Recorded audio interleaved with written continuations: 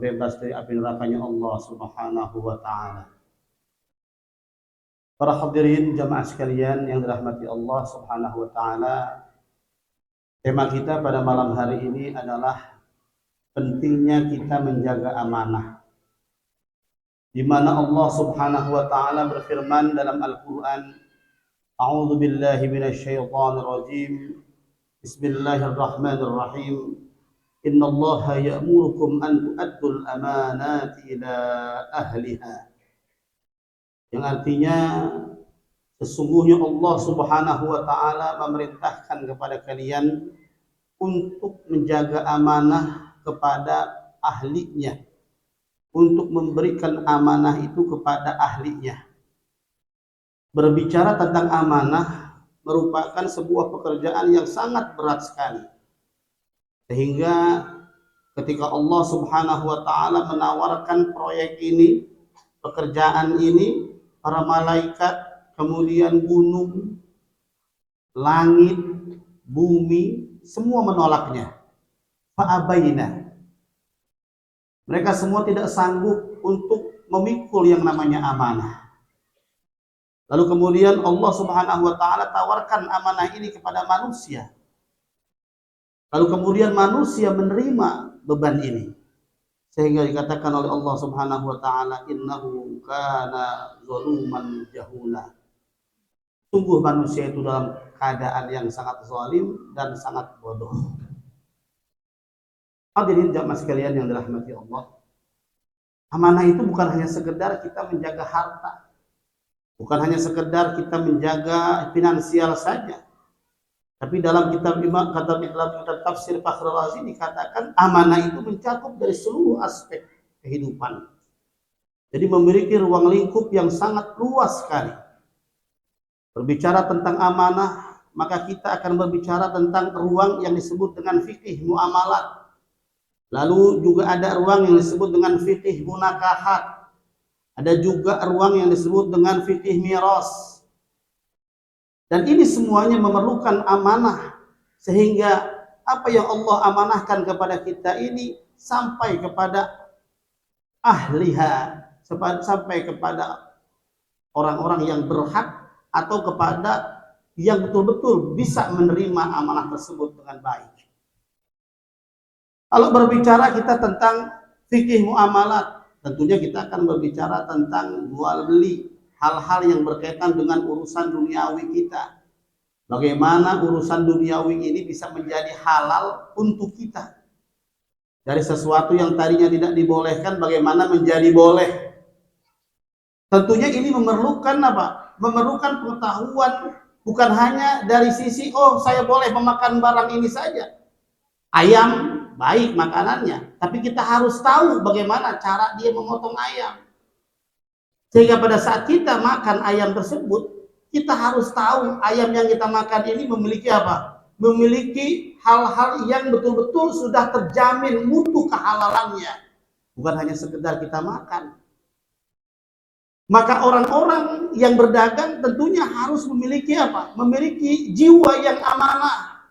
Dia tahu sesungguhnya makanan ini akan diasup, akan dimakan bukan hanya untuk dirinya, tetapi oleh orang-orang yang memerlukan amanah, yang memerlukan jiwa amanah dari setiap para pedagang. Belum lagi hal-hal yang lainnya berkaitan dengan munakahat, berkaitan dengan pernikahan, berkaitan dengan keluarga. Bagaimana kita sebagai orang tua menjadi orang tua yang bisa dicontohkan oleh anak-anak kita, oleh istri kita.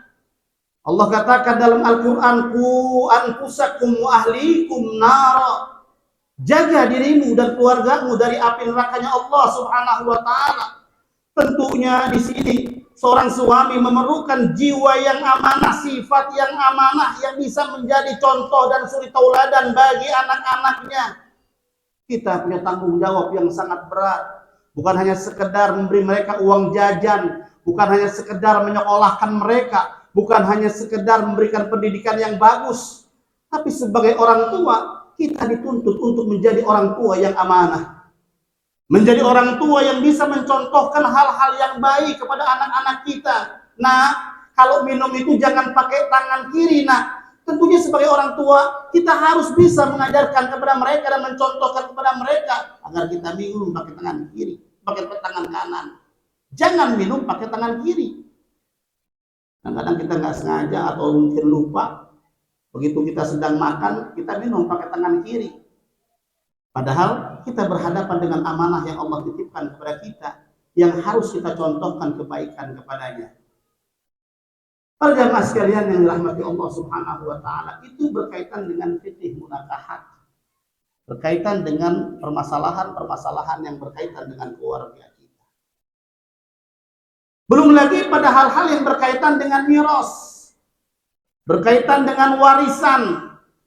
Kemarin ada salah satu mahasiswa bertanya kepada saya, Ustadz, saya seorang yatimah, lalu kemudian kakek saya memberikan kepada saya warisan hanya 1/4. Apa memang seperti itu warisan itu, Ustaz?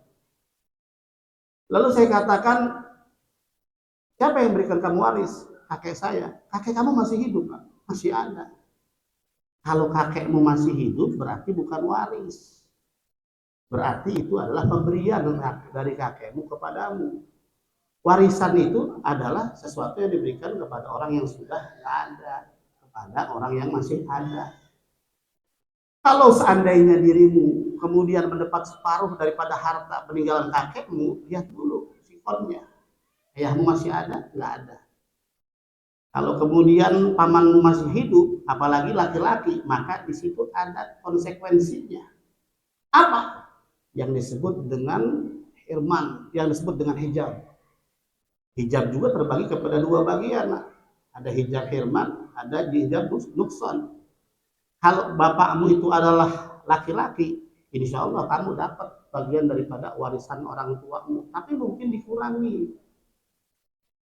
Jadi jangan sampai anak kita atau yatim yang kemudian kita tinggalkan mengharap-harap warisan, tapi ternyata dalam konteks hukumnya dia tidak mendapatkan bagian dari warisan yang ditinggalkan.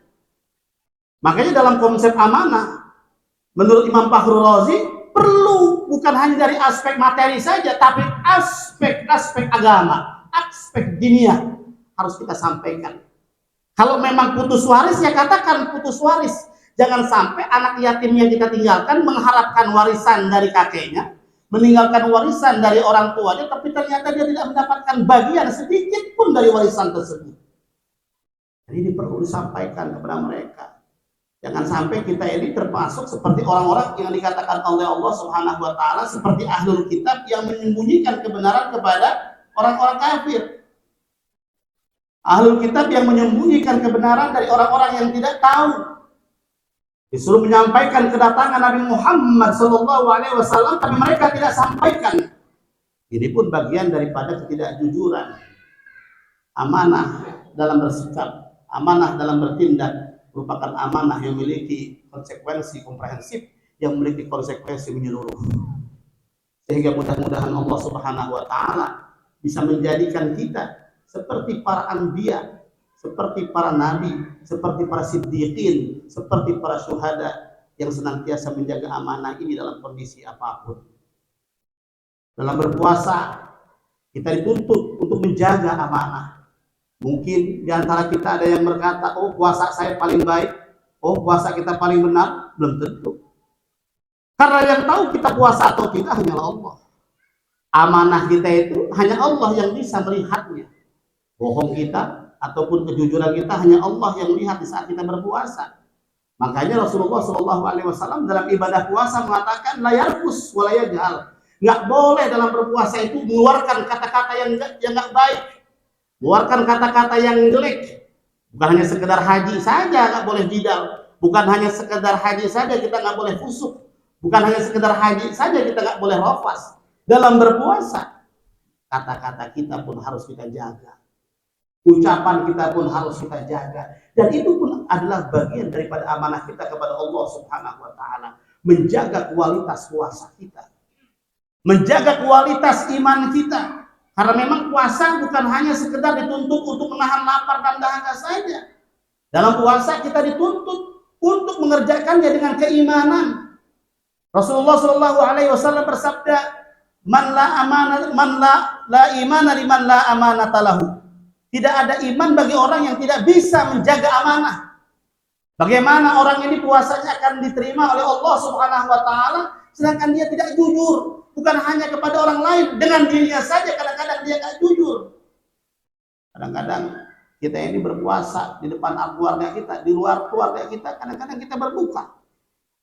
Oke lah, kita bisa menahan lapar dan dahaga, tapi terkadang kita tidak bisa menjaga lisan kita.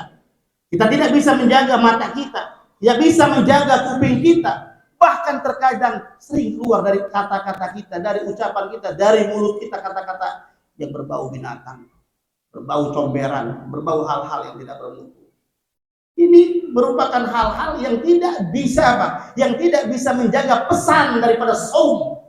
Apa pesan daripada saum? As-sabr, kesabaran. Karena kata baginda Rasulullah SAW, as-sabru nisful iman. Sabar itu separuh daripada iman. Kalau berbicara iman, berbicara tentang amanah, berbicara tentang kejujuran.